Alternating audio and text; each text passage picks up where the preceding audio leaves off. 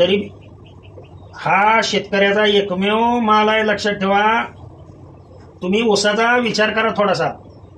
3,000 रुपये टन तुम्हाला ऊसाला मिळतात. आता मटण कसं चालू आहे सांगा बरोबर. एकमेव पदार्थ हा असा आहे, हा 700 रुपये बरोबर आहे. 700 रुपये किलो म्हणजे क्विंटल कसं पडलं जरा थोडासा विचार करा. 70,000 रुपये क्विंटल झालं का क्विंटला. आणि मग आता टन विचार करा बरोबर. एवढा टनाला भाव शेतकऱ्याच्या फक्त या शेळी मेंढी मध्येच आहे.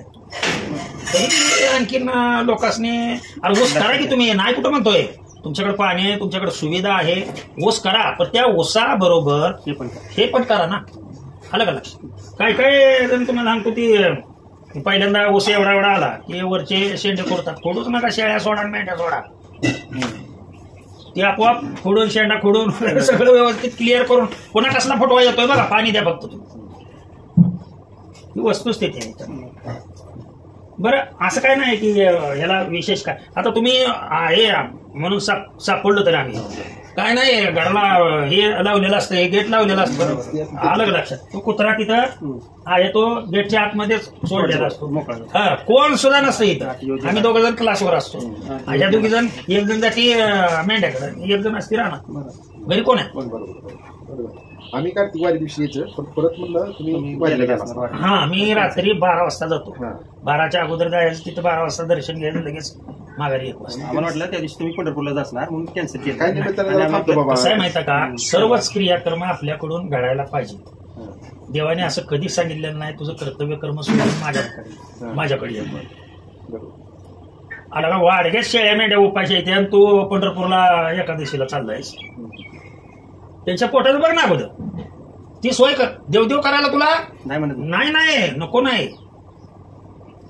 हा ते बघून कर्तव्य कर्म अगोदर कर. कर्तव्य कर्म हीच खरी देवपूजा आहे. आलं का लक्षात. नित्य कर्म जे आहे ना तेच व्यवस्थित कर. त्याला स्पेशल वेळ द्यायची आवश्यकता नाही. एवढ्यात न वेळ राहिला लोकांना मार्गदर्शन करत मी ते माझे कीर्तनाचे, प्रवचनाचे, गायनाचे व्हिडिओ तयार करतो. मोकळा तुम्हाला दिसणार नाही. तुम्ही गेल्यानंतर येऊन अर्ध्या तासांनी चेक करा माझा व्हिडिओ चालू असेल. आता मी क्लास तर द्यायला सांगितला मयूर सरांना. वेळ कुठेही घालवायचा नाही. जो मनुष्य देहाची किंमत लोकांना आणखीन कळणार नाही. आलं का लक्षात. आणि फक्त जे काही ते त्याच्या इच्छेनं होतं. हे बघा आता तुम्ही इथं आला, तुमची माझी भेट झाली, हे कुणाची बी भेट कधी बी होत नाही. समथिंग चेंज तुमच्या इथून पुढे होणार आहे. मी निमित्त आहे हो, तुमच्यासारखाच आहे मी, फक्त निमित्त आहे. परंतु पाठवणारा तो, बुद्धी देणारा कोण आहे तो आहे. त्यानं सांगितलं बाबा इथं जा, तुला योग्य मार्गदर्शन मिळेल आणि तुझा पाऊल योग्य रीतीनं पडेल. कमी खर्ची किंवा असं डॉक्टरकडे जाणं, बोलवायचं आणि ती करायचा हा विषय येत नाही. सुरुवातीपासूनच काय पालन केलं त्या गोष्टी बघितल्यामुळे. अहो मनुष्य आजारी का पडतो. खाण्यात बदल झाला. जे खातोय ते अन्न ना तेच तो औषध म्हणून खा. तसं यांना देताय तेच अन्न तुम्ही औषध म्हणून द्या. ते आजारी पडणार नाही. हा अहो बकरा कायमच असतो ना त्यांच्या काळाबरोबर. त्याचं अहो कामाचं प्रतीक आहे ते. माझ्या नातमाऊलीने येडकामधन येडका त्याला म्हटलेला आहे. त्याच्यासारखं काम कोणाकडे नाही. ती रिकामच सोडत नाही हो. 15-20 दिवस झाले घाण पडायची मेंढी बंद झाली की ती मागे लागलंच बघ.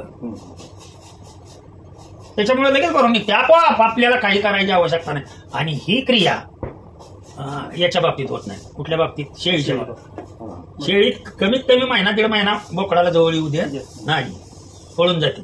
आणि बोकडाकडे तेवढी सर्व खंडव्यात एकच बोकड असल्यामुळे तेवढी क्षमता राहत नाही. ही वस्तुस्थिती आहे तुम्हाला सांगा. त्याला काय विशेष असं काय करावं लागतं वगैरे नाहीये.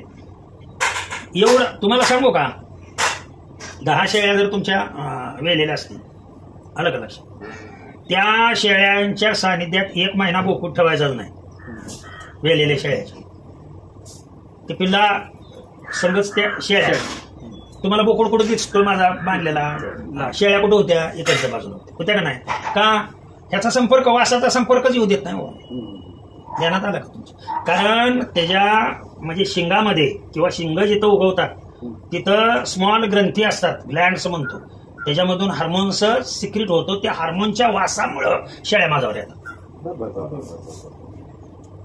1 महिन्याने तुम्ही बोकड सोडा, त्या शेळ्यात 3च दिवस राहू द्या, 10च्या 10 शेळ्या भरून काढते. आता आणखी काय सांगू त्या लोकांनी, इतकं इन डिटेल ज्ञान देतोय सगळ्याच गोष्टी. अहो मी अपलोड केल्या बरं, हे आज नव्हे, जवळजवळ 5-7 वर्ष झालं मी व्हिडिओ अपलोड करतो. काय काय नाही अजिबात, काय कायच्या शेडवर म्हणजे इतकी श्रद्धावान आहेत आतापर्यंत, आज तागायतपर्यंत एकही कधी त्यांच्याकडे म्हणजे डॉक्टर आलेला नाही. फोन करतात मला, सर हे का असं झालं, काय करू, आलं का लक्षात? जवळजवळ महाराष्ट्रभर, महाराष्ट्राच्या बाहेरची सगळी लोक माझ्याशी जॉईन आहेत. फोन करते, सर मी व्हिडिओ बघतो, व्हिडिओमध्ये असं असं सांगितलंय, समोर नाही त्या ह्याच्यावर. त्या मोबाईलनं एवढं सोयीस्कर केलंय तुम्हाला सांगतो. ज्ञान कुठूनही मिळू शकतो, फक्त घेण्याची काय घ्यायचं काय नाही ठरवलं. त्यांना वाटतं मी व्हिडिओ काढताना मी असं बसून वगैरे असा वेळ नसतो.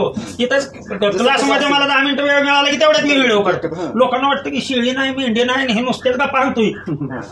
म्हणजे ज्याला अंदाज आलेला आहे बोलण्यावरूनच माणसाला कळलं, बोलण्यावरून सांगण्यावरून एवढं डिप मध्ये 100% नाही. ते तरी बी कमेंट्स कर, तुमचं शेळी पालन दाखव.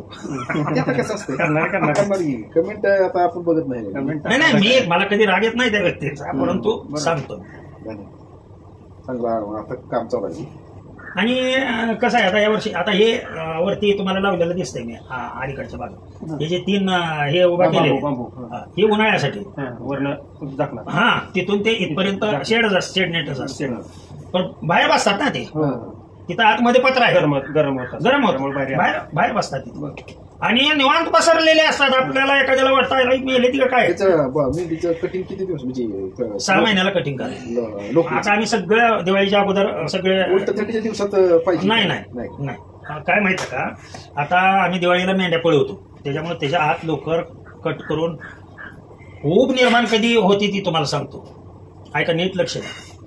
दसरा कधी आपल्या दिवाळीच्या अगोदर आहे का कधी, त्यावेळेला बरं पितृ महिना झाल्यानंतर आपण सगळी कपडे वगैरे सगळी धुवून काढतो का नाही? कशासाठी काढतो? खराब तर झालेली नसतात, परंतु जे खराब कपडे आहेत, आपण पांघरून घेणारे कपडे सुद्धा धुतो. कपड्यावरती मळ साठला की थंडी एवढी वाचली त्यातून, लक्षात ठेवा, जाणवते. पण तेच तुम्ही स्वच्छ केलं, दसऱ्याच्या वेळेला आपण का स्वच्छ करतो, धुतो व्यवस्थित, तर पुढं येणारा असतो ऋतू कोणता, थंडीचा, आणि ती पांघरल्यानंतर त्याच्यातून चांगली ऊब निर्माण होते. तसं हे मेंढी तलावामध्ये आम्ही नेऊन पूर्णपणे असं हेनी धुतो आणि पुन्हा लोकर कातरायची, लोकर कातरल्यानंतर एकदा धुवायच्या. आणि मग आता एक मेंढी सुद्धा आत बसत नाही आता सध्या एवढ्या थंडीत, सगळे बाहेर असते. नाही त्याची नॅचरलच उभा, आणि ती जात असे शेळ्या लांब असतील, मेंढ्या नाहीत लांब बसतील. हा, एकमेकाची अगदी तोंडात तोंड घालून बसते ती. कुठल्या लोकर आम्ही त्याचा विचार बी करत नाही, असंच पोपटात नेऊन काय त्याचं काय आपण आपल्याला म्हणजे माझी वृत्ती कशी आहे ती सांगतो. एखाद्या गोरगरिबाचं चांगलं होत असेल, हे बाबा ही एक आणि तुझी तुलाच पैसे घ्यायचं सगळं आपल्याला कट करायचं म्हणजे ती सुद्धा आम्ही मशीन आहे आपल्याला, त्या मशीनने बघा पिक्चर मध्ये ती कटिंग आपल्याला जशी पाहिजे पूर्ण लेअरच आणि ती बी तशाच पद्धतीने काढून बाजूला टाकतो. आलं का लक्षात?